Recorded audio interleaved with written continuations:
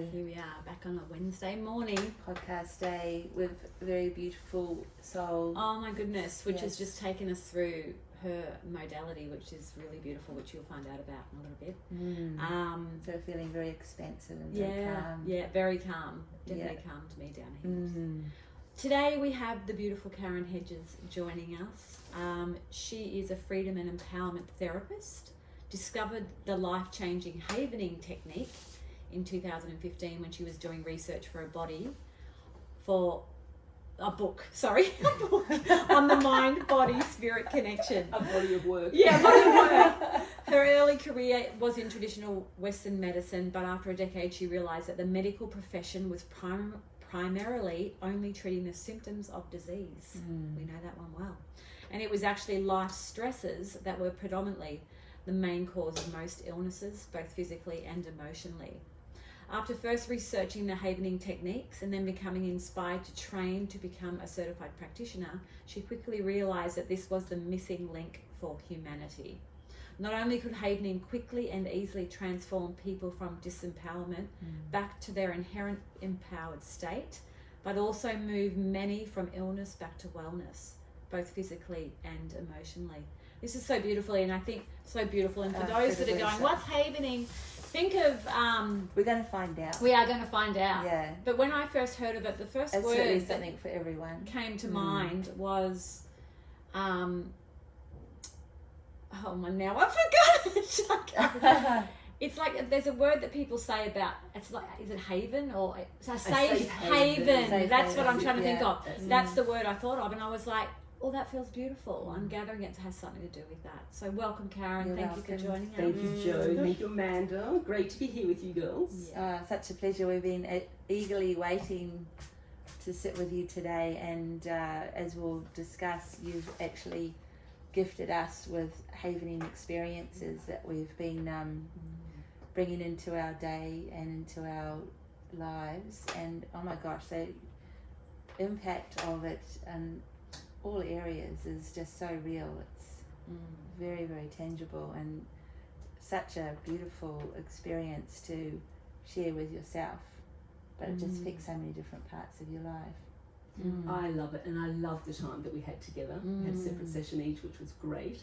And it's just one of those gifts that when I came across it, I thought, wow, I've got to share this with the world. Yeah, I love it. Yeah. And as you mentioned, Jo, havening is putting someone into a safe haven. Yeah. And just a bit about the havening techniques. It was created by a Harvard-educated medical doctor in New York, Dr. Ronald Rudin, about 20 years ago. And he was strictly a medical doctor. And he came across the technique and he thought, I'm going to be a laughing stock. If I tell people that all they have to do to clear lifelong traumas is hum a song, stroke their arms, have some distractions, and all of a sudden something they've been carrying for 10, 20, 30 years, maybe more, is gone. They have the memory, but the emotion is de-linked from the memory. So the memory is quite rightly in the past, as opposed to being, it's happening right now. So yes, he went down a rabbit hole, uncovered all the neuroscience behind it. So it's great. It's a psychosensory technique, which basically means you're working with the mind and the body using a sensory input. Yeah. And in this case, we use the havening touch, which is a soothing, gentle touch. So as you said, Jo, it's putting you feeling safe. Yeah. So if you feel safe in your mind and body, your mind and body then go, okay, I can release this now. Yeah. So yes, there is a lot of science behind it. I don't generally talk a lot about it. We can link something in the show notes for people who really want us to know about it. But sometimes people's eyes start to glaze over if there's too much science. Yeah. People really don't care about how you do something. It's like, just get rid of the pain and the fear. Yeah. Which is what I'm all about there. Yeah, that's And so you dive true. straight in. Yeah.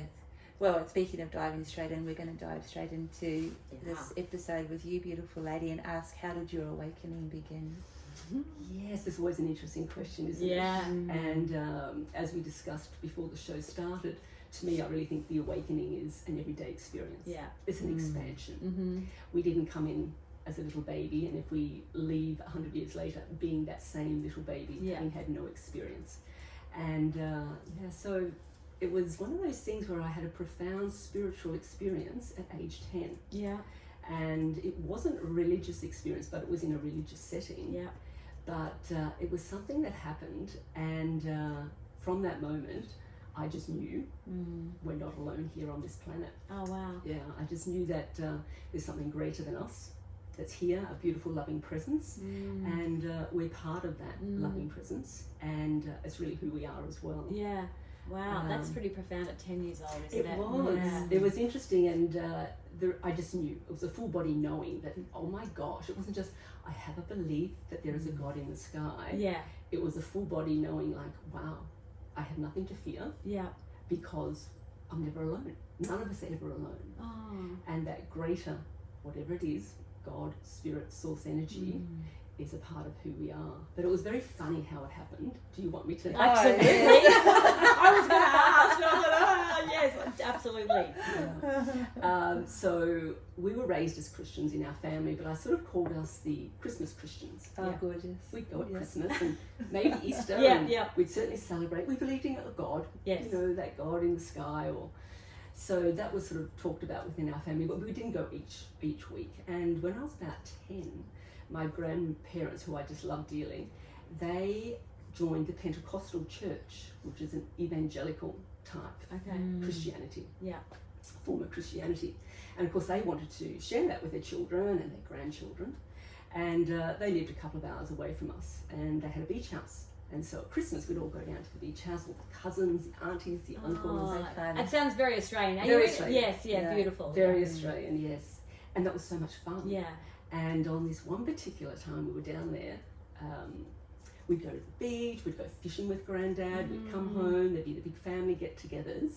And then after dinner, Nana and Granddad, sometimes the parents would go into Nana and Granddad's bedroom, and they seemed like a huge big bed. Looking back now, it wasn't it? When you're 10, and we're kneeling down and we're praying, and they're there, and of course they're very much connected. And with the Pentecostal church, it's very much a full-on connection with God. Yes. It's very much a communion with God, where you're not passively sitting there and the preacher's talking to you. Yeah. You're praying. They believe in the laying on of hands to heal people. Oh, wow. It's very much a full-bodied experience. Yeah. They believe in receiving the Holy Spirit and speaking in tongues.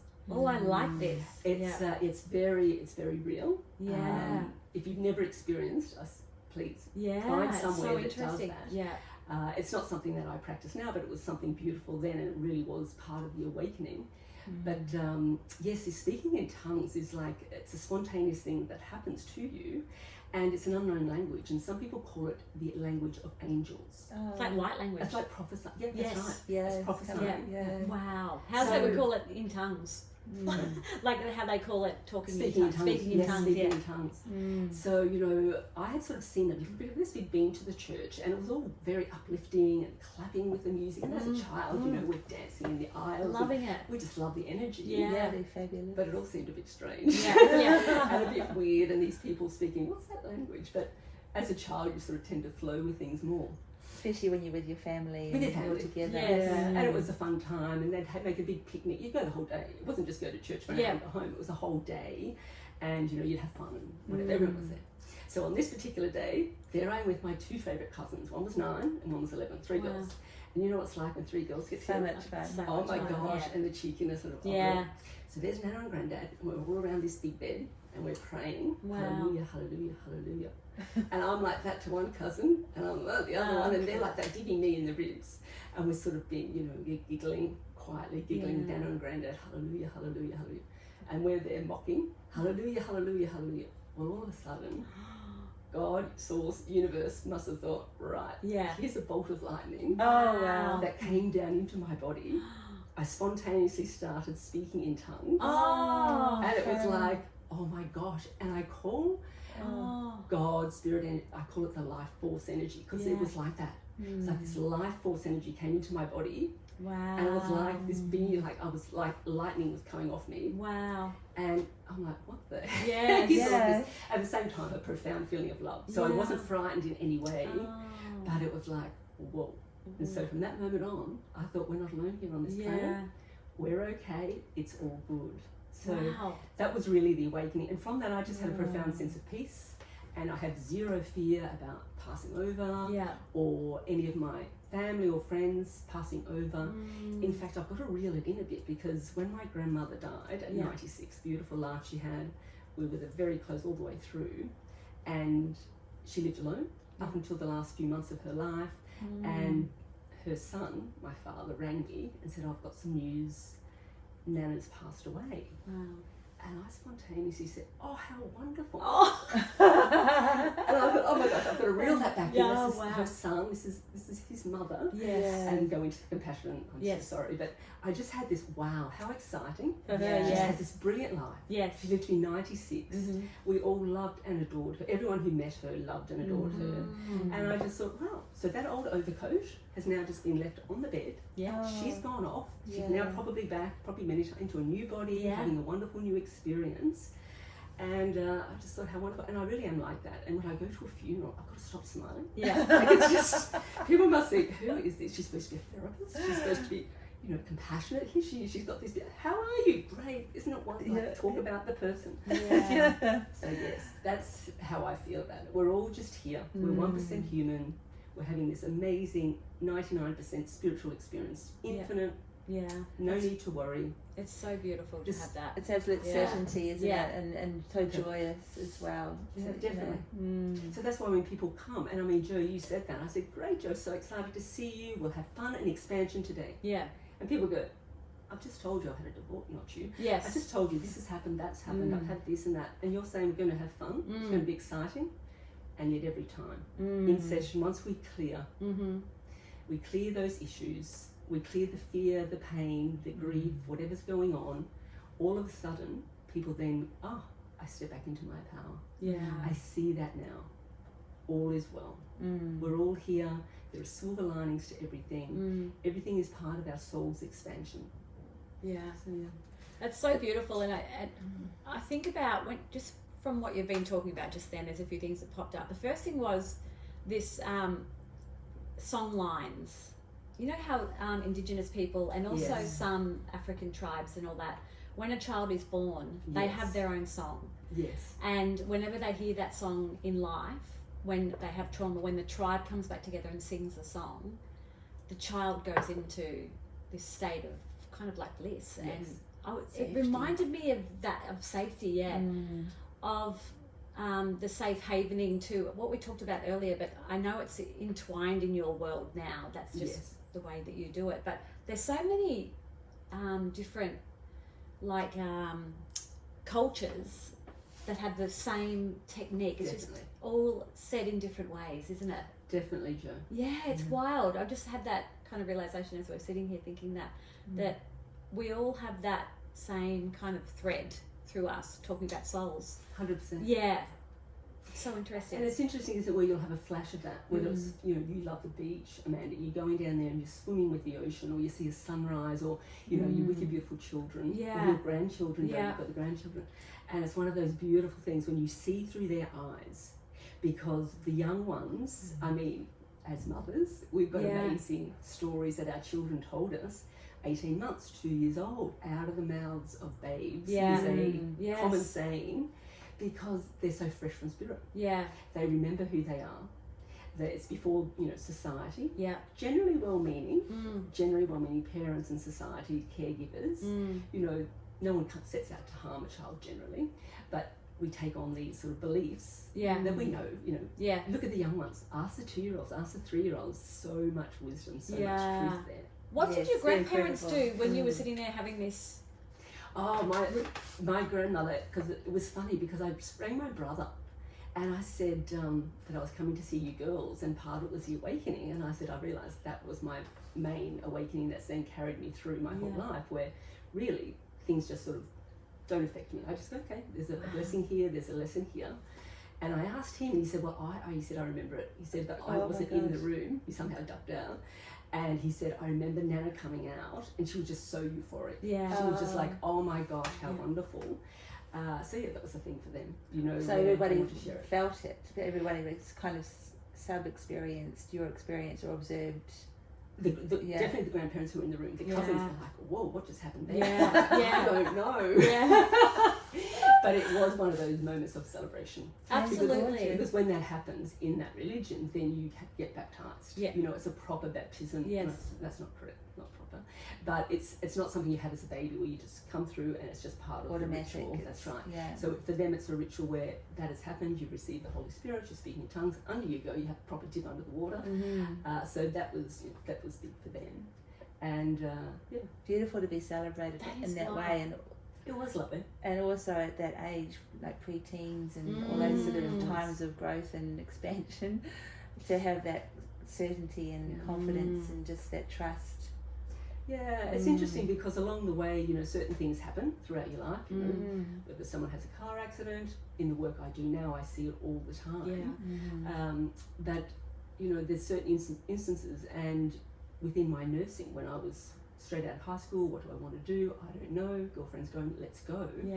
And that was where the medical training came in. And I learned a lot from that, where it was just a matter of people don't really want to be in hospital. You go there, you do what you have to do, but then you want to get out of there. And I just knew, like, let's just have fun. If we can have fun, if you can relax, if we can joke around, if we can talk about fun things that you like, it takes your mind off of the physical process that's going on that you're so worried and so concerned about. And so if you are worried about something, you're in a state of fight, flight, freeze, or sometimes fawn, which is like the people pleasing. You're not in that state of resting, repairing, and healing.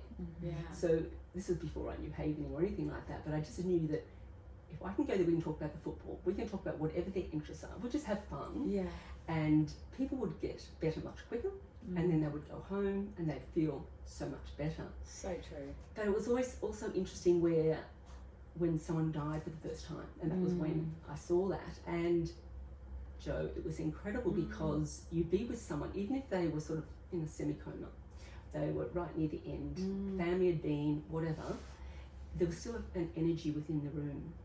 And the first time it happened to me, so I was only like 18, and I went back into the room and had a beautiful connection with this person who had been there that had a lovely life.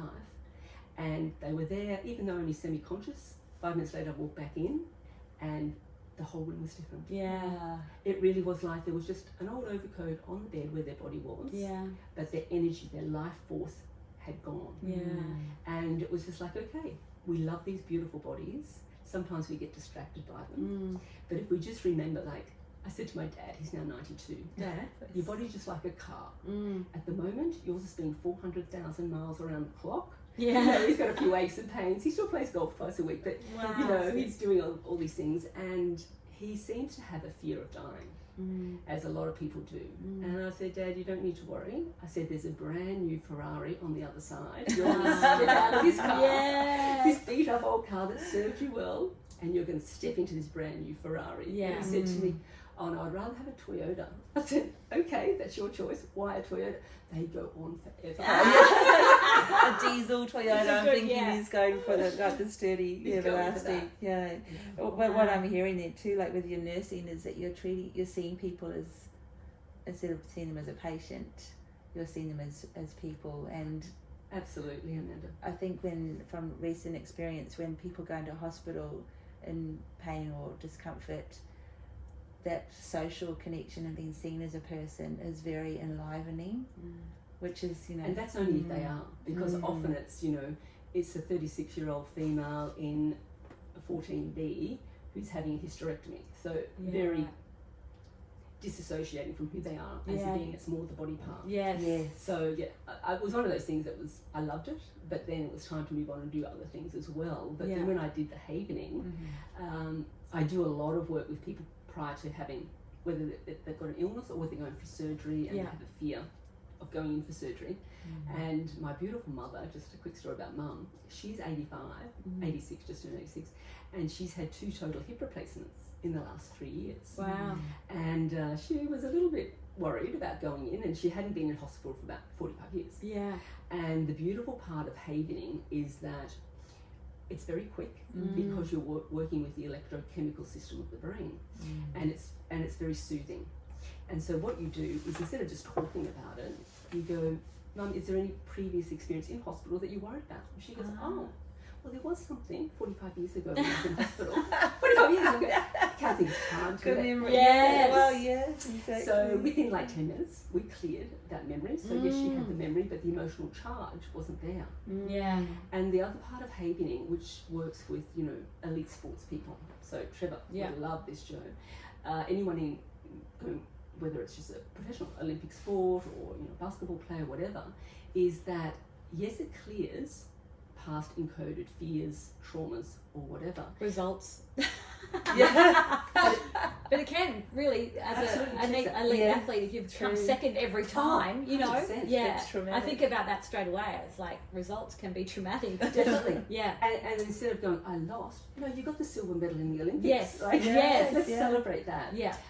So yes, someone with the golf yips, you know, if you ever know a golfer, sometimes the great golfers, professional golfers, get this as well. Yeah. All of a sudden they're playing golf and their putting goes off. And then the mind gets involved. Yeah. And of course the mind is so powerful. Yeah. And when you think about it, they're hitting a ball into this tiny little hole Yeah. with this stick. It's So like, bizarre. so Yes. it's quite tricky. Yeah.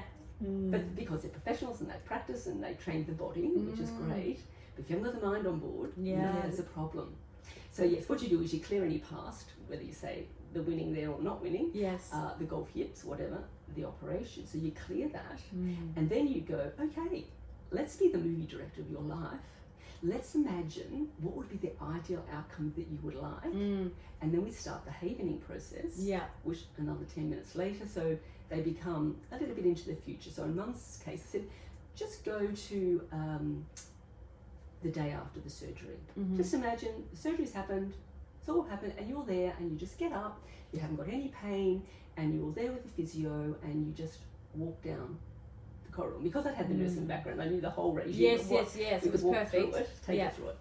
And so, yes, she did that. So she had the operation, went really well, came through, and I was there the next day when she was up with the physio, and the doctor was there as well. And there she is. She had the little Oh, wow. trolley that they have to support them, and she's just walking down. Easily. Now, she, prior to that, hadn't been able to walk hardly at all. It was excruciating bone-on-bone pain in the hip joint. I can imagine. Excuse me.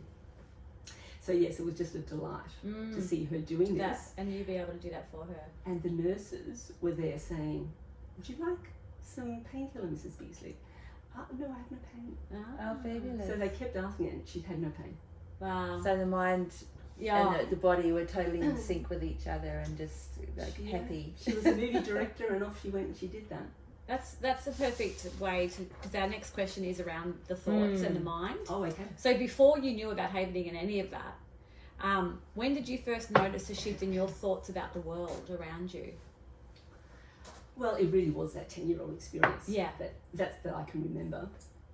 But it really just became that throughout my life, where if something happened, I just thought, okay, we're going to be okay. Yeah. We're okay. We're safe. We're guided. We're protected. Yes.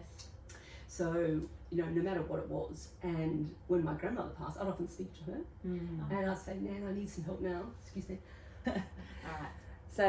So I feel like, Karen, when Joe was talking about the channeling, for me having experienced havening with you, like that's really the space that you go into as well, that you're actually connecting with, you know, our higher consciousness to talk around the issues that we've come in with, or where we want to receive help or work things through or let go of. But it's you're like in a channeling space too, because you just kind of go into like so much joy but so much certainty with what you're doing with the person. Is that because of a practice over the years, or how would you describe that? Amanda, it's both. And I felt that with both of you ladies when we were there having the sessions together. And with the havening, it creates a delta wave in your brain, which is very slow brainwave touch. And it's created by a soothing touch. Yeah. So the main touch is from the shoulders down to the elbows in a lovely soothing way, just like you would with your beautiful newborn baby or your toddler or, you know, your grown-up children now. Yeah. If someone needs some soothing, you just go to the shoulder. Yeah. You put your arm around, you give them a hug. When children are young, you stroke their brow, and I think you said that, Joe, with your children. Putting you them to love. sleep. Yeah, putting them to sleep. So the havening touch creates this beautiful delta wave, and that's the delta wave is when you are in a deep sleep at night, and you're consolidating all of your memories. And so with the delta wave, and because whether I'm havening the client, I'm applying the havening touch, or you can also do it for yourself. So that's why we can work online. But sometimes people prefer to haven themselves. Yeah. When I haven people, I haven them, or if they're havening themselves, I'll haven myself at the same time, which is then a beautiful connection to the person. And the havening is just like this. It's a gentle, soothing, slow touch, and it just slows your brain waves down. So when I'm doing that with a client in session, in person, like we were together, there is a beautiful connection because our universal field, our unified field, is so close to each other. We're heart to heart. And I find within the session, people will come, they are visited by their beloved people who are passed. Yes. And I had a beautiful session with a girl who had a tragedy. She was 32 weeks pregnant and the baby passed in utero. And she contacted me and we just had this most beautiful session together. And once we had cleared a lot of the grief and the pain that had gone with that, she connected with the spirit of this beautiful baby.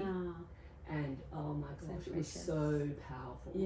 And that baby had a message for her, which came through me, and they weren't my words. And you know, we're havening and we're connected, and we're in this delta wave state. So yes, the delta wave state is where you consolidate all your memories at night. But in this case, you're awake. And yes, and so that messages do come through. And there was another, or with that particular client, 3 months later, after this had happened, she was pregnant again, which was amazing. Which is often a block, isn't it, when you have such a traumatic experience? It can create an emotional block to actually falling pregnant again.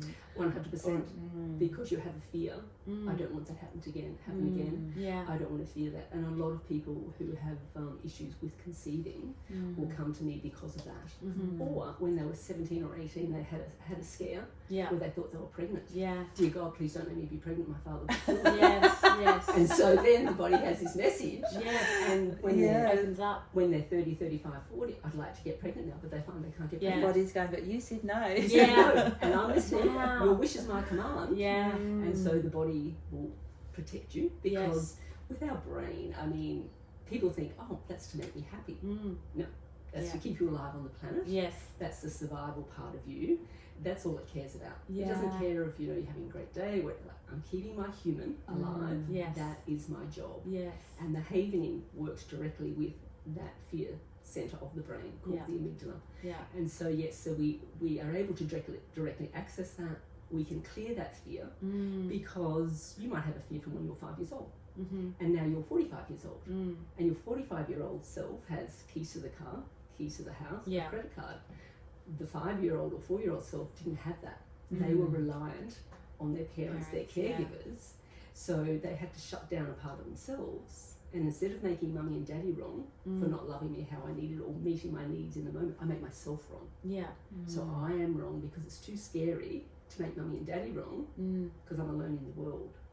So you just go back and you clear that, and then you say to the 4-year-old self, it's a beautiful inner child work that we do as well, where you take that beautiful child and you clear that from them, and you say, how old do you think Amanda is now? How old do you think Joe is now? Often they'll go, 12 or 7. It's like, no, I'm a grown-up adult and I'm here for you now. And we reparent that inner child.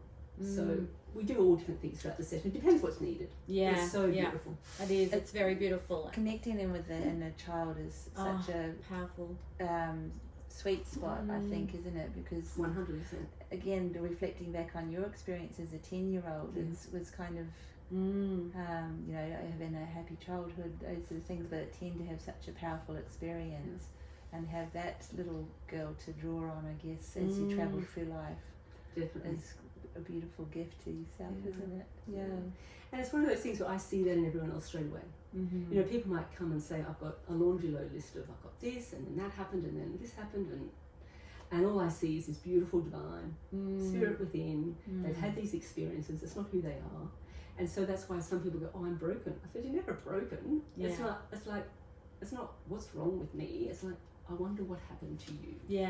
That you now feel like this. we're all mothers. We've all seen our beautiful children come into the world. They are so full of love for themselves and everyone else. They know how wonderful they are. They ask to get their needs met no matter what. If it's 2 a.m, I'd like some breastfeeding, please. Yeah. You know, like, there's the shop open here, I need some food. So none of us had any problem with any of that. Yeah. We all loved everyone. I took my daughter to the playground when she was 2, and we're on holidays, and we didn't know anyone there. We turned up at this playground. Oh, Mummy, look, there's all my friends. Oh, gorgeous. And it's like, Yeah. that's right. Yes. It's our beautiful human family. Yeah. So yes, looking That's through the so children's sweet. eyes, can be revelationary for us. But we can parent our own child. Yeah. And so a lovely practice I like to give is that you take a photo of yourself as a child, your favourite photo, 4 years old, 6 years old, whatever it is, and you put that as your screensaver.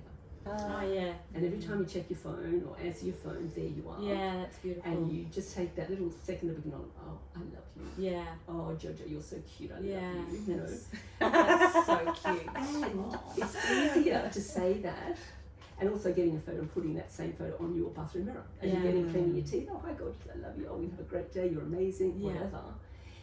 You're talking to yourself, but you're not doing that mirror work that the beautiful Louise Hay said, where you look into your eyes and say, Amanda, I love you. I really love you. Can be a bit confronting. Whereas there's your younger self there. Of course, I love you. You're so cute. Or you're wonderful. You can do anything. That's going into you as an adult as well. Yes. So it's a lovely shift. Oh, beautiful shift. And I just had a little reflection then on a book series by Karen Hedges, who's a medical intuitive.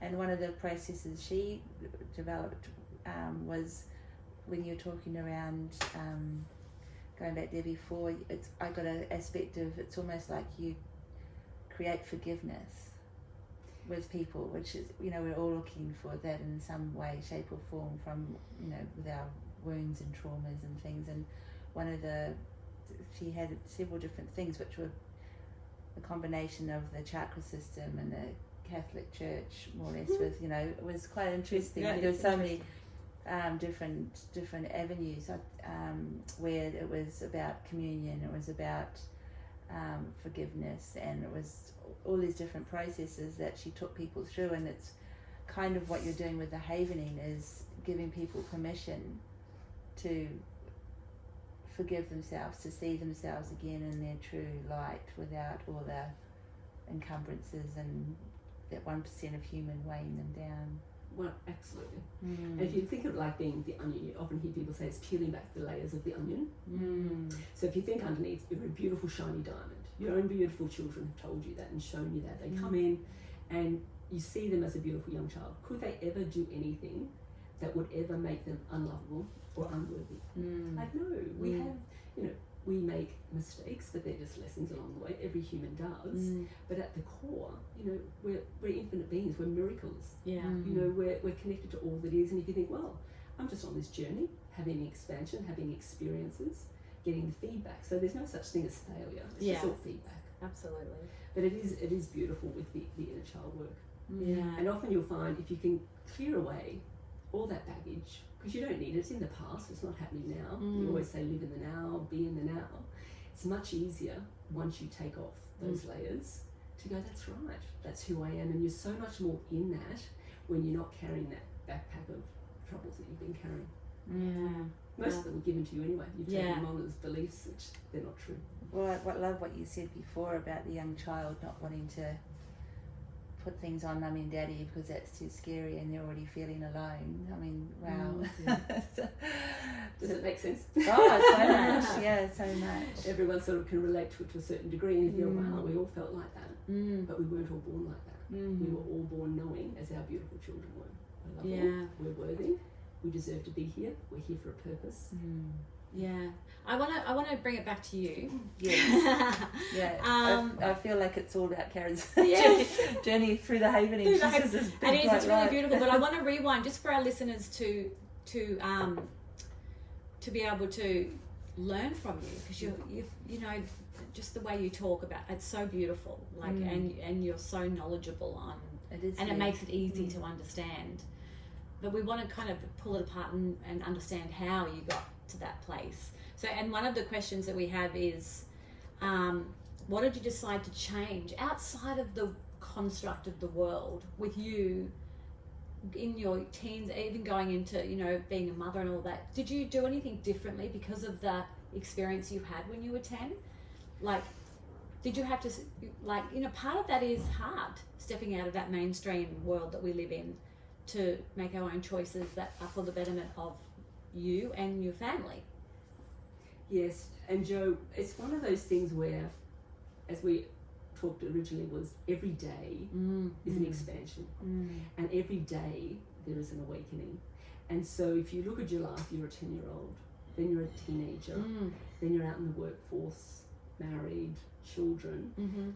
Each one of those is just an expansion. And from that, you know, you come across, you have interactions with other humans on the planet. Absolutely. Sometimes you're here for the gifting of someone's expansion of their soul, and sometimes someone comes into your life the other way around. Yes. And I believe all of that. So sometimes I'm here to walk with people. We're all just walking each other home on this beautiful journey. And sometimes people will come into my life for that. And so with each stage, you know, if you go, I'll build on that, or I'll have an open mind about all of this. And so each stage has taken me through that. And definitely becoming a mother was a beautiful experience and an expansive experience there. And most people I talk to find, yes, you're one person on that side, and then wow, this life is so amazing and incredibly different and on the other. And I think if we look at our children, that we're not here to guide them and tell them everything. It's more the other way around, where they come so fresh from the other side, and it's a dance that we do together. And so yes, and my beautiful daughter, I say to her regularly, you know, she'll be complaining, something will happen within the friendship group, and I'll go, darling, not everyone is here for your joy and expansion. Some people are coming into your life for you to be of assistance to them, to expand for them. Oh, it's not all about me, but I'm 21 years old. Are you sure it's not all about me? And she's divine. She loves the havening. She's all of these practices. She's really taken it on board, and that's when I knew that all of these things that I had been delving into when I was looking to write the book itself, I then got off track because I then became involved in actually using these practices, bringing it together with my spiritual beliefs, and expanding basically into my own method in a lot of ways. It's like, okay, so we build on that, and that changes us, Jo. Like every time I sit with a client, I change. You know, every day we're interacting with our family, we are changed at the end of the day. And if you look at that, each day you're born again. If you look at it that way, and you go to sleep at night. I don't know about you, but I don't have any memories for, you know, at least 6 hours of that night. I feel like, you know, we're perhaps jetting around the universe, the body's having a nice recovery here, but I think the spirit's off, you know, doing what the spirit does. It would be completely bored, I think, just lying in bed at night for 6 hours. And then come back in the next morning, now I'm fresh again. And looking at each day as a fresh new day and an expansion, rather than just once a year at New Year's Eve. Okay, what's happening now? On that or something. Wow, universe, show me how great this day can be. Amanda and I were actually just talking about that this morning. You know, that with the energies that are around, you know, there's a lot of stuff happening out, you know, outside of into the universe too, with planets and all different types of stuff. But it feels like it's amped up again to another level, you know, and the energy's like very specific and around the learnings, the lessons that we have. You know, we can't just say that. We can't just wait for the big lesson to come. No. It's in every moment, and it can be the tiny, tiny little things, right up to the big, big things. But we need to be aware and open to be able to see them and realise them. Wonderful. And you're right, Jo, it's the everyday. It's like when you went and had a coffee. And you were appreciative to the barista, and you paid it a genuine compliment, or you're chatting to the person in line. We don't know, was that person suicidal today? Exactly. You don't know the effect that you have on people. But you can sense it, and people can sense your humanness, but also your spirituality, and just that connection that we all have. That's the part of when you talk about the expansiveness that I think of, because if we're not allowing us to feel into that expansiveness, which means we're picking up on all the energies that are going on around us. If we're closed off to that, then we're basically having a bit of a shit life. Really, aren't we? I mean, that's the crux of it, isn't it? Because it means our hearts, there's a disconnection. Our heart's closed off. The chakras are closed off. there's no space for us to be able to feel what's available. We're just kind of walking around in a bit of a dark hole. Yes. And that's where I suppose the havening, I know the havening technique comes into play. But when you talk about expansiveness, you're talking about space around us to pick up on all the little things that are happening for us. Sometimes people say you put a wall around you to not let the bad stuff in. Yes. But then you're not letting the good stuff in. Yeah. So to me we don't have anything to fear. Yeah. Mm-hmm. You know, we all know none of us are getting out of here alive in this physical body. We know that. Yes. We come on knowing that. You know, for people to But you know what's funny? I've heard so many people say that's our greatest fear. I know. Dying. Yes, and we'll spend our whole life being afraid of dying. Right. Yeah. So, exactly. Yeah. And it's like, we could be still on the planet another 50, 60, who knows how many years. Yeah. Who wants to go through that in fear? Yeah. And that's why, you know, with the method I've created here, is it frees people from those issues, which then allows them the empowerment to live the life that they came here to live. So it's okay. Like I learned that because I'm a bit of a Pollyanna, where I see not only is the glass half full, it's overflowing with French champagne. So it's like, that's okay and well and good, but I did learn through the havening is that you need to clear what's going on underneath.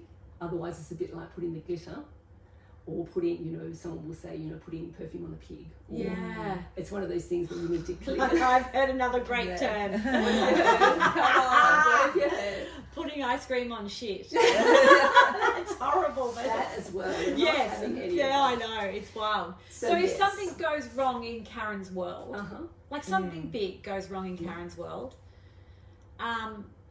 what's the process for you?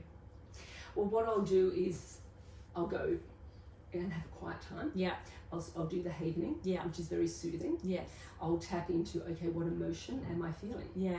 And I mentioned to you this in our session, where anyone who's ever had a teenage child, have you ever had a moments of worry in your life? As parents, as mothers, of course we have. And I also say to them, remember, you had an adolescence, you were a teenager once, we've all come through on the other side. They'll be the same as well, but once again, let's clear what is there. Yes. We're not going to sort of, you know, put that glitter on it. Yeah. Oh, excuse me, what was that? No, Yeah, I'm I saying. We're not going to do that. Yes. So first of all, you sit with what is there and what is the feeling. Now, the beauty of the havening is, yes, you can clear a past event that has happened, whether you're 4 years old or 12 years old or whatever it was, but it also deals with the emotions. And this is more something you would do in session with a therapist. Yeah. And you'd clear some big things that you've had. But if you're worried, and worry, as I say, with parents is a big thing. Yeah. It's like, okay, what am I feeling? Sit quietly, what am I feeling? It's like the one you get, it's what comes with the child when it's born. Here's a beautiful child and some worry. True. Yeah. And so, you know, that 1% human, we honour her, we honour him. Yes. That 1% human we always honour. And so the beauty of the havening is that you would then connect to that feeling of whatever you're feeling. Let's say it is worry. And we would just start that gentle soothing, shoulder to elbows of the havening touch. And there are 3 touches, but this we'll just go with the one. And it's just that soothing. And so all of a sudden I'm feeling relaxed now, join in if you like. But it's one of those things, it's one of those things where you would connect to the feeling of worry. And then you would just close your eyes and you would just say worried. Yes. Worried. Worried. And that might go on for 10 times saying worried. It might go on for 3 minutes saying worried. But very soon that is disconnected. Yes. And what is actually happening is working in the neurobiology of the brain, because it's an electrochemical response that the delta wave creates in the brain. Yeah. And so it is now actually going in to past experiences of worry that you have experienced, and it's delinking that biological thread that has been placed there. Yes. And so all of a sudden you're so much lighter. Yeah. So then, and of course this happened with me, my daughter was 14, she's gone from that stage of being sort of ferried everywhere by mum, Yes. to I'm just going to jump on the tram with my friends. Yes. Oh, I might go on the train to Brisbane. Yes. It's like, oh my gosh. Yeah. Not Out quite in the the adult, not quite the child, but oh my gosh. Yeah. And I woke up one morning, I said, oh well, walk your talk, very worried, what's going on? Went downstairs, just did that same practice, worried. And literally after about 1 minute, I went, wait a minute, I survived teenagehood. We all survived teenagehood. She'll be fine. Yeah. And I just had that knowing. Yes. And I believe we've all got our little guardian angels. How do we all Yes. survive on this planet to this Yeah. age, let alone, So I feel True. we've all got that coverage, whether it's God or Yeah. spirit guides, whatever people believe in. So I thought, she's got her spirit guides. Yeah. And I was so much lighter after that. And it was so funny when I saw her about an hour later. Mum, what's happened? You're so much nicer again. You've been so mean to me over the last couple of days. You're so nice. Yeah. And it's because I wasn't worried. Yeah. Yes. And Jo, if you're worried about someone, Yeah. you can't be loving them at the same time. There's so different energies. Yeah, right. So if you're worried about someone, Yeah. you want to be loving your child. You Yeah. want to be loving your Yeah. partner. Yeah. You don't want to be worried about them. Yeah. You don't want to have fear about them. Yeah. And so yes, if I'm worried, I'm not loving. Yeah. If I'm angry, I'm not loving. Yeah. And so to me, with fear as well, fear isn't the opposite of love. Yeah. It's just a lack of love. That's confronting, even hearing Yeah. that, because it's so hard. Sometimes it's really hard to get out of the fear or the worry or the anger too. 100%. Yeah. 100%. It's And that's why when I discovered holding Hagening, vision. I want to Yeah. share it with the world. And that's Yeah. why I said to you girls, please come and have a session. yeah. Yes. Because of the beautiful work that you are already doing out Yeah. in the world. And Jo, with your girls, Mm. that you teach, just so beautiful what you're Yeah. doing. And the podcasts that you do, that you allow people this platform. Mm. And I work with a lot, I'm sort of known as a therapist. Yes. And I Yes. work with a lot of entrepreneurs as well. Yeah. But therapists will come to me, and I love that. Yeah. Because they're going to go out and they'll be a clearer channel, Yes. and they'll be able to use what they know in a much broader fashion with their clients, who will then go and affect their family. Yeah. So it's just a beautiful knock-on. It's a ripple. Pyramid effect, Huge yeah. ripple. It's so true, and I love 100%.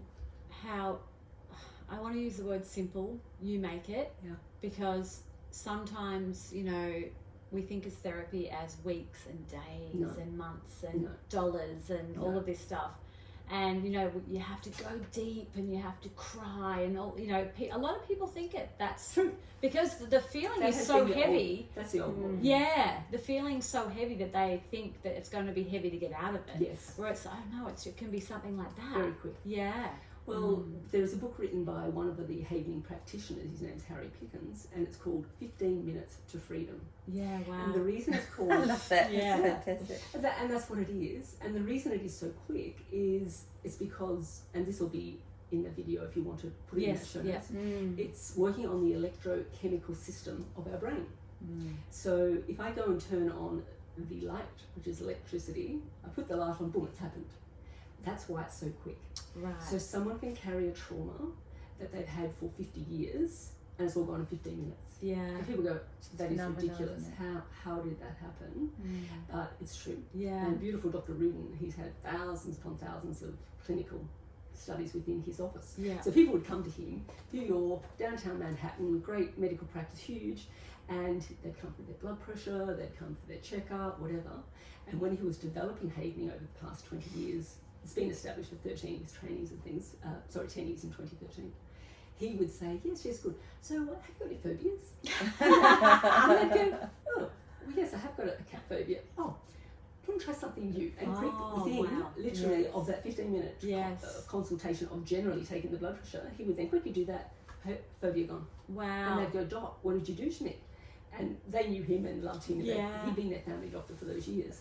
And so that's why it can Captive be so audience, quick. fantastic way to prove something is, efficacy of something on real life people. The reason I knew it worked is that I was doing research for the mind-body-spirit connection for a book I was doing, which is back on the shelf because I'm now doing it as opposed to writing about it. Great. But I came across Havening in a book, and I thought, wow, that sounds interesting. And there were these case studies. So I would then, just before, I had to go to the UK to train because there weren't any trainings in Australia. They're in America and the UK. And I thought, let me try this. So a girlfriend I saw, she was at the coffee shop and she just looked terrible. And I said, what's wrong? And she goes, oh, I can't talk. And left. And I thought, I wonder what's wrong. So I texted her and said, are you okay? And she goes, oh yes, something terrible has happened. She'd broken up with a long-term boyfriend. And I said, okay. I said, look, can I come round? And she goes, well, maybe in a couple of days when I'm feeling better. Yeah. And I just read about it and I just thought about it and I said, And you were keen as. look, I was very keen. Now's the time. I said, look, I've just met this youth therapy and now is the time when you're not feeling good, not in 2 days' time. Yeah. She's, Good on you. Come around. Yeah. So I went around, and literally within 10 minutes, she hummed happy birthday, we applied the havening, we did a few distractions. She loved walking on the beach, and she was just like, she was a total mess. She was just distraught at the end of those 10, 15 minutes maximum. Wow. Well, he wasn't worth it anyway. Oh, wow. So she got her power back. She got her power back, Yeah. and she's beautiful. She's written me a testimonial. Everything I'm sharing, Yeah. people said I'm welcome to share. Yeah, I've got that beautiful. permission from them. And she's written a testimonial, and on there she used to get panic attacks. She had anxiety. She'd had that for years, Yeah. and she said since that one and only havening session, she never had that again. Yeah. Really? Yeah, Wow. and she went on and she created a beautiful new relationship with a younger man. I mean, fantastic. All worked out So happily ever after. It all works out, and that's what the stories are. So it's like It clear makes what's sense. going on, and then you can build forward. And as you said, Jo, very quick. Yeah. And so for people who come to me, if they've got a simple issue, might be fear of flying, they want to get pregnant, even that can be one session. A lot of things are one session Yeah. for the issue they've got. Some might take 3 sessions, but it's not many sessions. Yeah. And it's all happens very quickly. And because with havening and the other techniques I have, like I've given you recordings and things, so if Yes. something pops up in the moment you're Yeah. activated, wait, I just have to remember to press play. Yes. Get my thinking brain on board. The amygdala's hijacking me. Once I'm thinking, press play, follow it along to my voice there, you Yes. haven, and all of a sudden, okay, I feel good. Yeah. So the power is in your own hands, which I just love. And that's one of Yeah. Dr. Rudin's biggest things. Yes. He wants to give this to the world, Yeah. to somewhere in a third world country. And the basic procedure, very simple, like you said, Jo, deceptively simple for the bigger things. Yeah. But for minor things, people can learn this and just clear so much. Yeah. Especially after they've cleared the heavy stuff. Yeah. If you don't want people going into the heavy stuff alone, but once that's cleared, then absolutely, it's like cleaning your teeth, it's like going for a walk on the beach, it becomes your daily ritual. Yeah. And I still do that. Yeah. We're our own walking toolkit, aren't we? As you say, We we are. have all the tools we need Yeah. within our hands and the potential that's 100%. possible there. So I wanted to ask, going back to, because the book intrigues me, like with the nursing, Yes. you obviously enjoyed that very much. And then did you have a family? Like, did the nursing continue? Because you're obviously very intelligent and curious to want to write a book and question this mind-body spirit connection to put it into a written format. You must have done a lot of research. I did, Amanda. There was a gap between that as well. And so I met my husband quite young, we were only 18. We got married at 22, so we said, right, no children first off. We're going to travel the world, we're going to grow up ourselves. Oh, wonderful. How And- wise. I think we're a bit selfish. We want to travel the world, we want to have some fun. But that was something that we chose, which was great. It was a good decision for us. And so I was nursing in that medical profession full-time, 7 years, so about 10. And then I went off and had some fun and went into the corporate sector. And there's a resort here on the Gold Coast called Sanctuary Cove Resort. Yeah. And I was there for the pre-opening of that. Oh, that was such a big deal. Oh, That you whole were on the development. Gold Coast then? Yes. Oh, yeah. yes. Yeah. So that was so much fun to be Yeah. there pre-opening. And so that was another experience because within the hospital system, everyone did not want to be there. Yeah. Within the resort system, everyone wanted to be there. Yeah. And so it was just a different way. So that was part of my growth, part of my expansion, dealing with Absolutely. people from all walks of life, because we'd have the celebrities come, we'd have Yeah. the Prime Minister, like whatever. Yes. So we had all of that. So I've always had a great affinity with humanity. Doesn't matter whether the cleaner or, president, whoever it is. Yeah. And I've just seen everyone, we're all the same. Yeah. We're all the same. Yeah. And everyone just is asking for love or they're giving love. Yeah. So yes, I sort of had that, which was fun. That was sort of like another 10 years or so. And then my husband and I decided, time to have a child. And by this stage he's going, I still don't think I'm ready. I said, it's all right for you. Yeah. We're almost too late for this. We might have met at 18, but now we're getting close to the other side. Okay. So yes, that's when we had our daughter. Yeah. Beautiful. And for him, beautiful guy that he is, he just said, wow, that was life-changing. life-changing and amazing. And Yeah. it really developed him as a person. So it was just beautiful to see him going from being the youngest child within his family of origin to then like, right, now I really am, you know, a grown-up man. Yeah. Nearly 40 years of age, I'm a grown-up man at last. And Hard expansion like no other, isn't it? 100%. And, you know, they have a beautiful relationship. It's great. So, yeah, that was that. And so during that time, I really thought, right, and I wanted to be at home with my daughter as long as I could be. And, you know, by that stage, we'd set ourselves up so that was possible. It's not always possible for people, but that was part of the plan as well. And so I just loved it. I just loved having this beautiful little girl and her journey. And we were living in Sydney at the time. And there were a lot of other mums similar, like we weren't the 20-year-old mums. We were closer to the 35, 40 And so, yeah, it was all lovely and wonderful. But I just noticed with the children, that was really a big expansion for me. Seeing all these beautiful divine little humans and how pure and how they knew they were worthy. I just knew all of that. And then as they went through school, you could see things, here we go, you know, the different layerings that came in. And yeah, so it was all part of the journey, obviously, what I had to go through. And that's when I said, right, the mind, body, spirit, very interesting connection. And from my own 10-year-old experience, I knew that we're not just this beautiful body here. There's so much more going on. And so, yes, that was just the deepening of everything. And that's when I started doing a lot of research and delving in and seeing what was out there. So the scientific side. So I'm sort of like, you know, I've got one foot on in the science world, and the other is definitely in the spiritual, very holistic, spiritual side, and bringing them all together. I think they do go together so beautifully, don't yes, they? When you're open and not, you know, restricted or have limiting beliefs in one area that sort of is judging the other. When definitely. And I love that for Dr. Rudin's saying, because, you know, when he discovered Havening was creating, he was a 50-year-old medical doctor, well revered, New York, straight up and down, Harvard educated. Yeah, no questioning that one. It's like, I've got all the things you can do. But at the same time, Amanda, how can someone who's been suffering from PTSD have 1, 2, 3 or 4 sessions and that is all gone? Yes. Like he said, I can't keep this a secret. Yes. Open-minded skeptic. You know, he said, I've always been an open-minded skeptic, and he used to say to his doctor colleagues, please just be an open-minded skeptic. And science is ever evolving. It's not a fixed form. No. That's the idea of science. This is what we know now. Yes. Like we all thought, not us, but previous, the world is flat. The world is flat, the world is flat. And in an instance, had that wrong. I was actually around. Or change that belief, because a belief is just a thought we keep thinking. It's something that we've been told, that's right.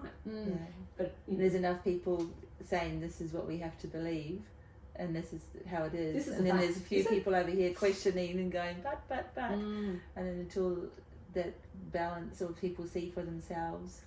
But that's what I love about what you're saying about Dr. Rudin, experimenting on his own patients and having them, you know, just tangibly feeling it within their own bodies. Not expecting it, no judgment around expecting what was going to happen to them or anything, because it was impromptu. Well, it was funny because he also has a twin brother. Identical twin, and they just turned 77 this week. Wow. So they're 77 now. So they both retired about 3 years ago. Wow. And he's very much not retired from Havening. Very much, you know, our leader within the community of the Havening. Like, he just loves it. Absolutely. Well, you could. It's no, you're not doing any, It's the kind of thing you that could keeps do it. you young, really, I was isn't going to it? say, you could do it forever. 100%. Yeah. 100%. And that's a big thing for people. Some people go, I can't wait till I retire, I'm going to move on to a golf course, I'll play golf every day. I go, well, 3 months that'd be nice. Yeah. Then you'll be bored stiff. Yeah. You know, and you see people who retire, and if they retire from life, basically, that's it. Yeah. A couple of years. It's kind of self-fulfilling, isn't it? It is, yeah. So I always say, you know, you just keep learning and keep expanding and keep awakening. Yeah.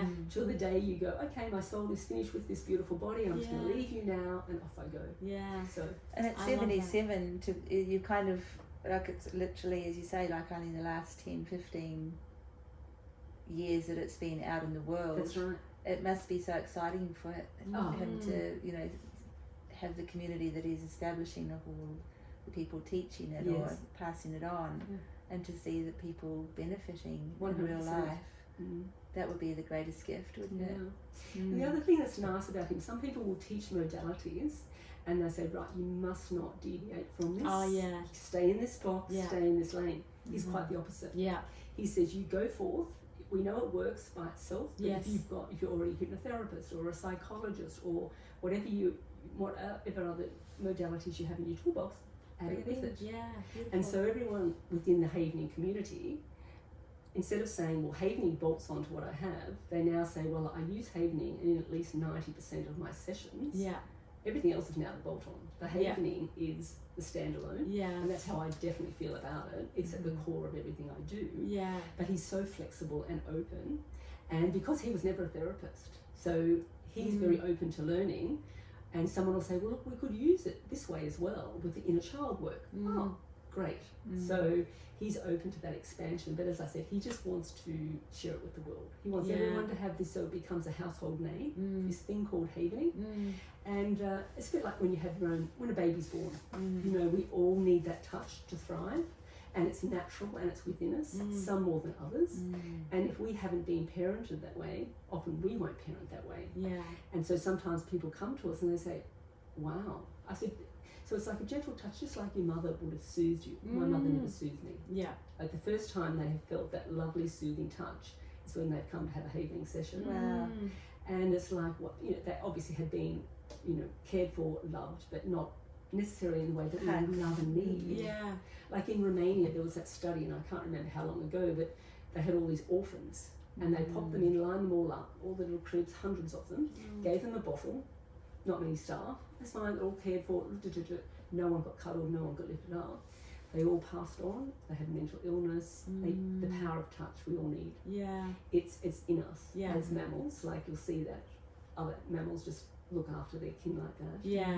But a baby comes in, so if you're lucky enough, you have the baby, the doctor puts the baby on, you have this beautiful time together, and you stroke the baby. Yeah. And it's that gentle, it's just nurturing, it's in all of us. Yeah. So it's that lovely touch. And Joe, you So said with your true. children, Yeah. you'd soothe I love them. having flashbacks. But even when you have a friend, if a friend comes So to you and she beautiful. might be upset, the first thing we do is put a hand 100%, and we yes. will be like, oh, are you okay? And we're doing it naturally. 100%, It's like, yes. it's part of just who we are. Yes, Yeah. Joe, it's a natural.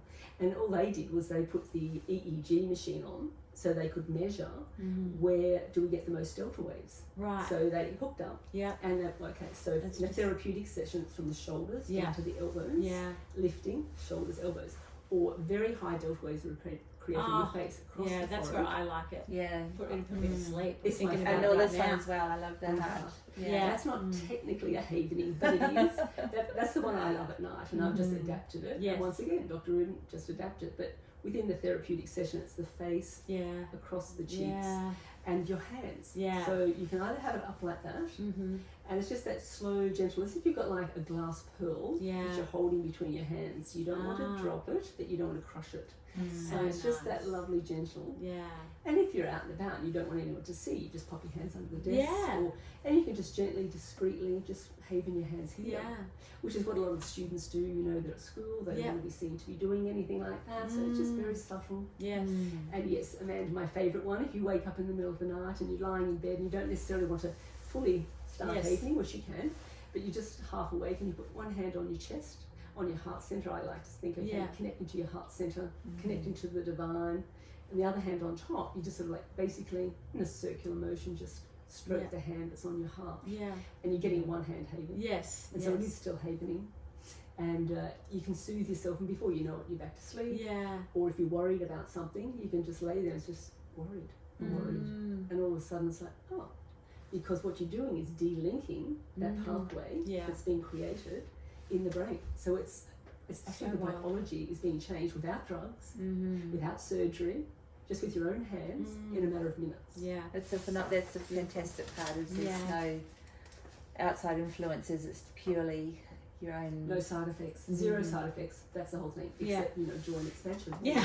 Oh, okay. Yeah. Who's going to say, sorry, I don't want that today? It makes you realise what train tracks our thoughts are, isn't it? Oh, you know. freeways, Amanda. Some of them are 9-lane freeways. You know, Yeah. And that's why. and then you get some cars going the wrong way in one of the lanes, and 100%. And semi-trailers coming at you. yeah. And that's why with talk therapy, it's very tricky because you can be just reinforcing and embedding those negative thoughts and feelings and emotions, and that biology is becoming, stronger.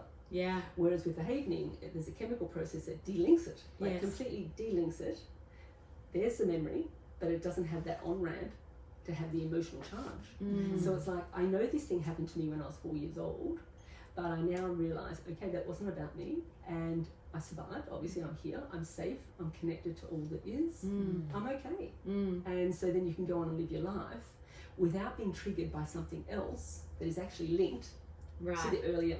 Yes. And that's what I say, you know, with my beautiful daughter. I say, okay, darling, look, this is happening now. I wonder what the real trigger is. I wonder where that is. Yeah. And okay, all right. Yeah. And then you go and find that. Yes. It's like a domino effect. So if you can find what the initial encoding memory was, that knocks it down. Yeah. And some people say, well, I don't have any memories of my childhood. That generally means you've had quite a traumatic childhood. Yes. I don't want to remember it. Yes. The brain goes, I'll protect you, we won't remember I've it. hidden it in a box somewhere inside, It's and I in just there. don't want to, Open that lid. Yeah. Well, we have our ways and means of finding that. Yes. And you can de-link that, and which is wonderful. And then, of course, the person goes, wow, I feel free. Yeah. And it often opens up memories once you've cleared back a layer and what was hiding underneath, and you deal with that. And then it's like, okay, that was the past, I'm okay. Yeah. I've survived, I'm fine, now I'm going to thrive.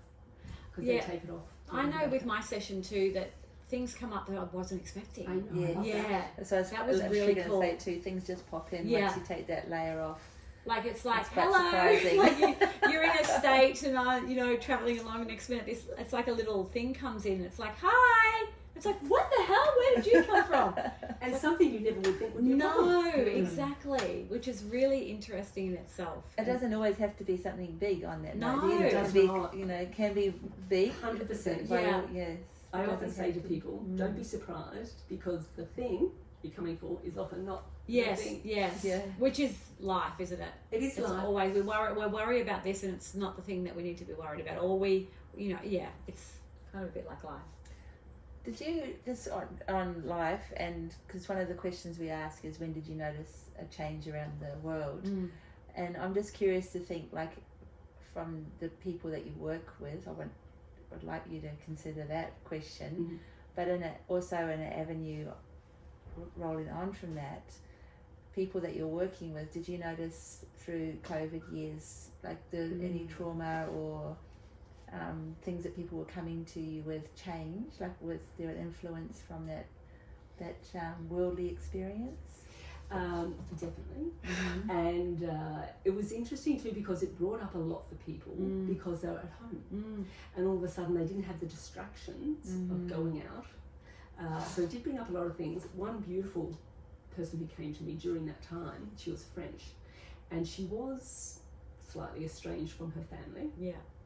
And she'd been living here, she'd made her life here, she ran away from home basically. Yeah. And she'd been here for about 40 years. And during that time, she'd go back occasionally, but didn't have a good relationship with the family. And during that time, of course, we're locked down. And her 89-year-old mother was very unwell. She couldn't go and visit her. Yeah. We just could not get out of Australia. And all of a sudden, it brought everything up from her childhood. And the mother passed. And so she felt this grief and also this guilt that A, she'd run away, and B, she wasn't there for her mother when she died. So she came to me after the mother had died. It had been 3 months. She had insomnia, she had grief, she just couldn't function. Yeah. She luckily had developed her own family here and had a daughter and a granddaughter. So she came to me and we cleared that. And she wrote me a note the next day and she just said, wow, for the first time in 58 years, I feel worthy. And I just want to, sing this evening from the rooftops because I don't know what you did, but I slept for the first time. I now have a sense of peace about my mother. And it was just so interesting within that session, but her dad was unwell at the same time, so he'd hung on basically. They were together and he'd hung on for her and she passed and he said, I think he'd been, okay, I'm going now too. And so he was in a hospice and her sister had never left and she didn't have a good relationship with the sister either. But anyway, they reconnected over Zoom during this time. And so after the first session, and we had connected with the mother in the session, which was beautiful. So they'd been able to do that, and then she realised, well, okay, it's a bit like I used to have to ring her or Zoom call her. Now I just don't need to use the telephone. I can just talk to mum at any time. Yeah. And there was this beautiful forgiveness about everything. And because the mother was her pure spiritual self, Wow. she was just full of pure love. Yeah. And because you're in that beautiful delta wave state, and it's just this lovely connection, so she had that and had this real feeling. So I just said to her, look, go on Zoom with your sister and your dad in the hospice, and just get her to stroke your dad's arm and just to tell him, I love you, Dad, everything, just do that. And I said, the best thing is, she's getting what I call the reverse haven. So the sister was getting havened on her hand because she was havening the dad without knowing it was called havening, just soothing dad, just soothe dad. And so that brought them closer together. And so eventually the dad passed, and I said, come and see me after your dad passes, and we'll connect with Dad. And she was so much lighter from the first session, from when she cleared with the mum. She was like a different person coming. Now Dad's passed, but she still couldn't get out of Australia to go and see Dad. Yeah. But because she had cleared all that grief from growing up with them and feeling that she'd been abandoned and rejected by them, and then how she felt guilty and rejected and abandoned them at their time of need. So yes, connected with Dad, and both Mum and Dad came through. Wow. And they weren't huggy type people growing up, and she said, I don't remember never saying that I love you. Yeah. And in the session, sometimes people will speak through you, where it's like the channeling, and I just let whatever's coming will come. And in that, they said, we've always loved you. I'm so sorry. We never cuddled you. We weren't cuddled. We were never shown that. Yeah. That type. But we do love you. We've always loved you. We'll always love you. Wow. I mean, it was just so beautiful. Yeah. And then the mum, who really, she wasn't close with, pushed the dad out. Like, she's telling me this. Mum's just pushed Dad out. I want to hug her too. Yes. And it was just so beautiful. So yes, it was an interesting time for people. And I think a lot of people grew from that. And a lot of people went in, and if you've got the right tools, it really was a time of expansion. Yeah, no, it can still be. Yeah. It's never too late. No, once you know. But it shook a lot of things up. Definitely. Yeah. And it awoke a lot of people too. Yeah. I think that was a big yes. No one wants to go through that again, and it was handled, in my opinion, incorrectly. Yeah. But it's like a lot of people expanded from that experience as well. Yeah. Either way. Yeah. No. And as you say, there's every day we're here for the expansion, isn't it? That was just a magnification of the expansion process, we choose to go about. Yeah. Fast forward in a quick way, really, when you think about it. Yeah. That was your own lives. Did you find that? Yeah, absolutely. It was supposed to happen. Definitely. It was a gift. Everything's supposed to happen. Yeah, absolutely. And that's why with the world as it is, people are going, oh no, the sky is falling, Chicken Little. It's like, think back, look at the previous times, the Ice Age, all of that. It's all good. Yeah. It's fine. It's perfect. We're just expanding and growing, and we're all good here. Yeah. Don't live your life in fear. No. Okay, we're getting down to the little last few questions.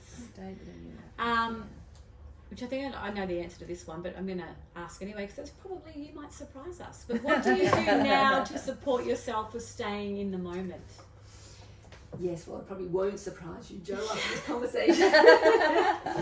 But part of it is, and I say this to everyone, is that how you're feeling will show you where you are with your thoughts. So if you're not feeling happy, if you're not feeling joy, if you're not feeling peace, okay, what have I just been thinking about? Or what have I just been watching? Or what conversation have I just had? Yeah. Because that's the only reason that we would be feeling the way we're feeling. So true. And so just be here now. So be here now. Okay, all right. Okay, take a breath.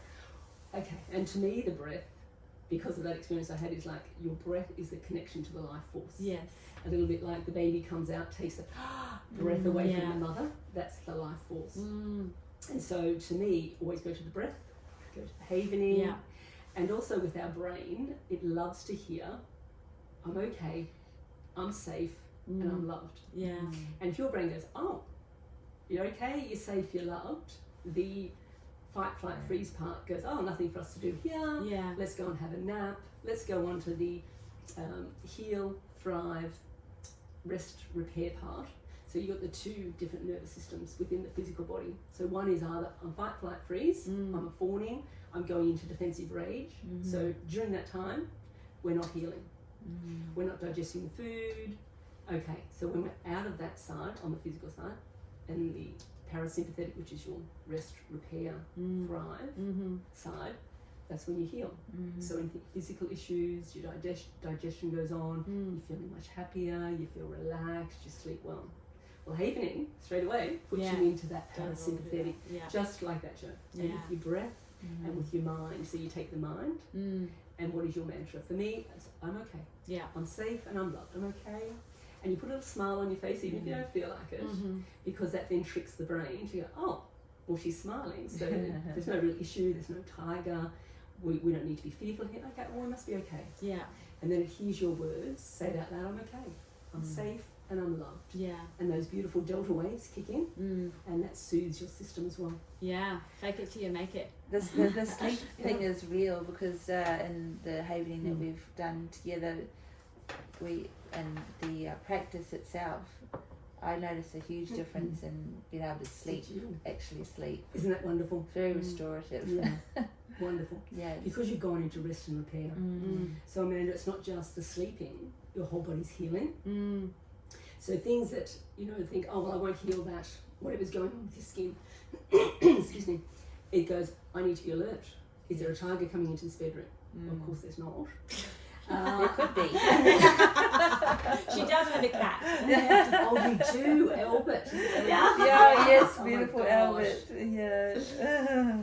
Well, yeah, so it is one of those things. So you go, wow, okay, so now my body can heal. And so for anyone who's having physical issues, if you deal with the mind part first, you let go of those encoded traumas, you'll find that you'll heal your body. And so I'm a big believer in that. So sometimes people come just for physical issues. And I've had a woman who had cancer, and she was already down the track of going through the chemotherapy, but they weren't giving her a good prognosis. Yes. So the diagnosis was here, and the prognosis is probably not that good in a couple of years. Yeah. Anyway, I said, well, look, let's just go, let's leave the white coats. They do a great job to the limit of what they know within the physical body. But you're so much more than just that physical body. And so we went down this track. I said, how old is your youngest grandchild? And he was 13. And she was having the treatment. And I said, okay, let's be the movie director. So we cleared a lot of the fear, because of course, if someone gets a cancer diagnosis, they go straight into fear. Of course. Yeah. So we cleared the fear. We cleared the prognosis when the white coat doctor said, okay, maybe 2 years if you're lucky. We cleared that. And I said, okay, so there's so much more going on. Like, whose job description is it to bring the sun up each morning? Yeah. I mean, it's no one I know. Yes. It's no human. Like, there's something going on here greater than us. Yeah. Even if you don't believe in God, spirit, whatever, we can't all explain how a 50-kilogram woman can lift up a car because her child is trapped. Yes. It's like, what is going on there? Yeah. Super. And this beautiful blue-green planet they're on is spinning through the universe, and we're here having a nice cup of tea, and we're having a chat. Yeah. Everything's fine. Yeah. And so I just said to her, go into the future. She'd already had the other grandchildren graduate. You're at your youngest grandchild's graduation. He's 13, so he'll be 18, 5 years from now. And she loved to dance. I said, there's you and your husband. You're celebrating. There's the family. You're dancing. You're looking great. You're looking radiant. You look so healthy. And she's going through all this while havening. It's not just visualizing. So she's havening, which I call the rocket fuel. So she's in that delta wave state. She's gone down there into the memory making. She's gone down there. She's let go of all of the traumas associated with it. Anyway, so the other day, I know this woman. She lives in our building. And we were out to coffee. There's a few of us. And that was 6 years ago now. And she'd been given the all clear. Yeah. And then she got the 5-year mark. Yeah. Obviously, I'm cancer free. That's where we're at now. Wow. Fantastic. And we're having coffee. And one of the other ladies goes, oh, yes, Karen saved my life. Oh. And this wasn't this lady, and she goes, well, Karen saved my life. And then another lady who's in our building, have you both been haven? Oh, yes. Oh, how beautiful. And I say nothing. No wonder your building feels so amazing. You've got all this beautiful energy in there. Everybody in there. Well, it's the client. Confidentiality, client therapist. I say nothing. Of course, what comes on, same with you girls. What comes in, this is us. Yeah. But they go and tell the world, which is fine by me. If they're talking about that's great. But I just love this lady. And then separately to me, she was going. She was telling me about the grandson. She goes, "Oh yeah, we had the graduation, and just like you said, I was dancing and I was how beautiful. So it's beautiful. Oh, that's just so it works on the physical as well. Yeah. So it's not just the emotional. Yeah. And if people have got physical issues, so much can be done. Oh, that's so, and also just with that communication there is, you know, timelines can be changed. Yes. All of that, you know, it's Definitely. like there's so much going on in that one session. That's what I was thinking, is Beautiful. any possibility is possible. Yeah. 100%. Well, I've had people go back into the womb and redo their Yeah. birth because they had a traumatic birth, but also a traumatic pregnancy Mm-hmm. where the mother was stressful, whatever. Yes. So I've had people actually go back in and then have the birth they wish they had, with the understanding that they have now, as opposed to that baby coming through full of fear. Yeah. Because the baby's having generally a very nice time in utero, Yeah. not always. Yes, yeah. And I just wish everyone could get Haven before pregnancy. Yes. That would be my ideal. Yeah. Basically, Haven everyone from a baby. Oh, yeah. And that's why I became involved in, like I say to all the clients, if you've got any children or any grandchildren, straight Yeah. away. Yeah. But yeah, so it's just one of those things where lost the train of thought. Yeah, that's okay. Well, any possibility is possible. Yeah, and the absolutely. early starting is obviously, you know, Definitely early. a Early, really yeah. secret, or the not And also secret, with the secret- dad. You know, Yes. it's one of those things, people forget about the dad. Like, Yeah. the mother does everything. She goes, I have a clean diet, I'm exercising, I'm taking my vitamins, I'm getting my earthing, I'm getting the sunshine, vitamin D. Yeah. Dad's out, Yeah. smoking, drinking, Yeah, not working looking after himself. Yeah, Yeah, stressed working out, stressed out. worried Yeah. about how he's going to have a child because he doesn't know how to be Yes. his own inner child. All of those things. All of that. So Yeah. ideally, if you're having the dad and the mum Mum, yeah. prior to conception, Perfect. and then the mother during pregnancy realises, well, if the mother's stressed, the baby's stressed. Yeah. If the mother's relaxed, the baby's relaxed, because of course you're connected via the umbilical cord. Mm. You're exchanging everything. Yeah. The chemicals from your emotions, not just the food that you digested. Yeah. So They're going it's there. beautiful. Yeah. Yes. Yeah, everything's imprinted on the other, isn't it? Mm. Definitely. Yeah. Mm. Okay, Beautiful. we're down to our very last question. Oh my Special You've done one. so well. It's Oh, this has amazing. been so We're much fun. I know you're going to be inundated now with people that Oh, don't no, want you. yeah. It is incredible. It really is incredible. How do you see the world now, and what do you think is next for us? The crystal ball. Yes. Yes. I just think everything's beautiful. Yeah. Everything is just the divine plan. Yeah. And a lot of people are worried about what's going on. Mm. They're fearful. Mm. I see that everything's just happening, unfolding. And if people let go of their fears, if they can just haven away the fears, Yeah. and then they can move forward Mm. and be empowered. And I call it re-empowering because the children come out, they're empowered. They might be on the human side, Yeah. just helpless, but their spirit is strong Mm. and they know they're worthy and they know they came here, they're meant to be here, Yeah. and they have a life purpose. Mm. So that's why I say that my sessions are like freedom and empowerment. You free people from the issues, which then empowers them to live the life they came here to live. Yeah. And so with these beautiful techniques that are, you know, becoming more common in the world, if people can soothe themselves, if they can get out of the fear, Mm. they can then move in to who they really are. Yeah. And so love for themselves, number one, Yeah. because if you don't love yourself, you haven't got anything to give anyone else. Mm. So that true love, remembering who you are, knowing that you're not alone, that you're connected to something greater. And then you are always gifting the love. Mm. So whatever the situation, you can let things brush off you much easier. If someone is having a 44-year-old temper tantrum, you can go, okay, this is not about me. I can let that go. I might have been the straw that broke the camel's back right here, but it actually goes back a long way. You can have grace for that person. Yeah. And your energy is going out into the world. My daughter's in America at the moment. And I know that I can be thinking of her and I can either be loving her or I can be worrying about her. Yeah. And she's getting that. Yeah. So I'm choosing to, okay, I'm feeling a bit worried. No, don't need to be worried. Yeah. I can clear that and I can go into the loving. So it's a bit like if we become clearer channels, that's affecting the whole world. It's not Yeah. just your family, it's just not the people you work with. It's not just your friends, the three of us sitting here. Yeah. Whilst we're communing all together, it's going out into the world having that ripple effect. Comes back to that expansion, doesn't it? If we're all doing it, we're all creating more expansiveness. And Joe, it can be so much fun. Yeah. You know, have fun, feel good, be happy any way you can. Yeah. If you sort of go along those lines, if you know that the basis of life is freedom, Yeah. the purpose of life is joy, Mm. the result of all of that's going to be expansion. Now, of course, some things are going to pop up along the way. It's our humanness, that's fine. Mm. But you now have some tools. Yeah. Okay, let me just clear that. Okay, I'm feeling much freer. I can think clearly. Because when you're in that fear state, you're not thinking. You're not creating, you're not expanding, because you're thinking of survival. Yeah. So it's like, oh, I've been activated. I'm supposed to think this is a good idea. Okay, Yeah. it's a great idea because I've been activated. There's something that's come up. Let me clear that. Yeah. And now, okay, where am I now? Yeah. Knowing that now I'm going to expand and go on to the next level. And then immediately you just, again, go back into that space where anything is possible. Yeah. Everything's possible. Everything is Amanda. possible. Yeah, everything's possible. It's a beautiful, expansive, free, empowered space of being in love instead of being trapped in all the myriad of things that Thoughts. don't work in our Yeah. favour, Yes, definitely. and that we've trained ourselves without knowing to hold on to, and to just have this beautiful technique that is all around touch, because as a remedial therapist, Of course. people respond. The healing power of touch is It's phenomenal, but within this technique of havening, it's just really very Nurturing.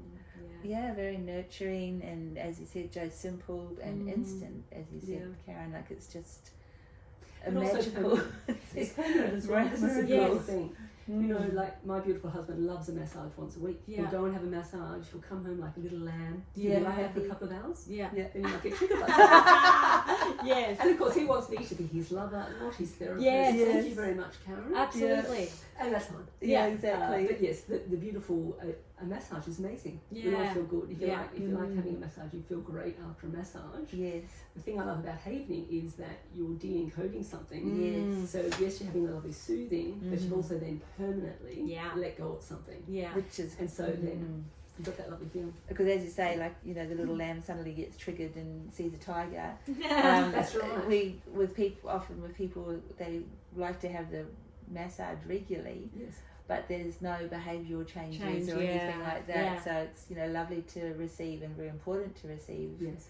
massage for multiple reasons, but the decoding is It's a the game magic. changer. It's the secret sauce. Yeah. Secret sauce, It is. not the ice cream on the shit. No, that was horrible. I mean, when it came out of my mouth, I was like, it's just such a horrible saying, but It's you can Joe, visualise it, it's Joe. so true. Yes. Joe, 100% true. It's 100% true. I often say it's like getting a mouldy cake and putting the beautiful icing on. Yeah. I think probably Yeah. yours is a bit enough. This is out of date. I'll still use it anyway. You know, Oh, it's but- so pretty, and then you, this doesn't taste good. yeah. Oh my goodness. No, it's that was phenomenal, Karen. yeah, incredible information that you have shared with us today, and we're so grateful that we actually, both Amanda and I, have got to experience Yes. the havening technique, and it really is so beautiful just to be in Karen's space and have that done. And There's she a lot of has, joy. Yeah, so graciously once Really again true. offered. It's a meditation or a havening. It'll be like a little mini havening session. Yeah. Where if the listeners would like to, Yes. if your audience would like, maybe if they just send me an email, I Yes. can just send it to them. Perfect. Yes. And it can just be like a little taster session for them. Love it. Yes. Clear something they may have going on. Just Yeah. give them some freedom. That would be amazing. We're gonna pop that at the end of the show notes, as well as all of Karen's information Yes. and her contact details. But I know all of you are going to want to jump on and have a session with her. Please do. Yeah, Please it's do. amazing. Yeah. Thank We'll you definitely so have fun and expansion, like we did with you girls. Yes. Always have fun and expansion. Yeah. I think that's one of the takeaways, apart from the decoding and the actual experience with yourself, and you're having fun when you're having therapy. I know. Unheard of. It's Yes. like, wait a minute, that doesn't compute right. Yeah. But it's true. Yeah. And you know, did we We're laugh? proof of it. Did we Yes, laugh in we session? laughed a lot. Yes. And Cried, laughed. And we went very deep, Yes. very quick. Yeah. We don't have to stay too far, which is the beauty. 30 seconds, Yes. thinking about that negative part, and then we move away from that. That's Yeah. the idea of the havening. And next thing you know, we're laughing, and it's great. Exactly. So Because laughter yeah. de-encodes the quickest. Yeah. So it naturally You comes can up. feel that. Yeah. But I definitely go down that track, go, right, we're going to get a giggle out of this. Yeah. Because it just makes things go so much faster. Because if you're laughing, the brain goes, oh, well, that was no big deal then. Oh, I Yeah. can let that go. Oh, I'm not 4 years old. trapped Yeah. here. Wow. So listeners, yeah, Thank jump you, on Karen. board and have an experience with Karen. You won't regret it at all. It's amazing. It's a lot of joy. It's a lot of joy. And a lot of fun. Thank you, lovely. Thank you. And thank you for your work in the world that you were doing. Oh. So beautiful. It's too easy when we're sitting with We people love like it. you. Yeah. Thank you. you. Bye-bye. Thank you.